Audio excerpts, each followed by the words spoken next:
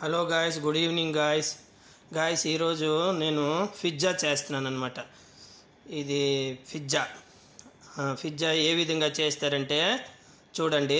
First నేను 2 గంటల ముందు ఏం చేశానంటే, ఫస్ట్ మైదా పావు కిలో మైదా, తర్వాత ఈస్ట్ కెమెరా అంతాలు అది 1 టేబుల్ స్పూను, పాల్గొండ పౌడరు 1 స్పూన్ టేబుల్ స్పూను, తర్వాత సాల్ట్ 1/2 స్పూను, హాఫ్ స్పూను, తర్వాత ఏమో షుగరు 1 స్పూను, తర్వాత ఆయిల్ కొద్దిగా 1 స్పూను టేబుల్ స్పూను, ఇవన్నీ వేసి మనం రొట్టె పాకంలాగా కలిపి మంచిగా కలుపుతాము. కలిపిన తర్వాత ఒక 2 గంటలు మంచిగా కవర్ చేసి ఉంచాలన్నమాట. అల్యూమినియం పేపర్తో నేను కవర్ చేశాను అనమాట. కవర్ చేసి లోపల పెట్టాను. 2 గంటల తర్వాత పొంగిందనమాట.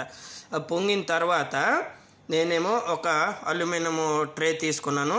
ట్రేలో మొత్తం మన రొట్టెల కర్రతోని రౌండ్గా చేశాను. రౌండ్గా చేసి దాని మీదేమో కెచ్చప్, ఇదనమాట టమాటా కెచ్చప్ వేసాను.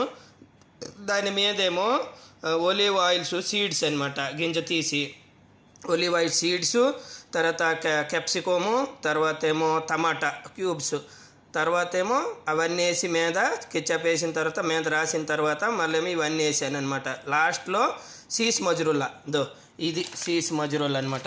ఇది సీస్ మజరుల్లా మీద వేస్తాను. సీస్ మజరుల్లా ఇదనమాట వేస్తాను అనమాట. వేసిన తర్వాత ఇప్పుడు నేనేమో ఓవెన్లో పెడతానమాట.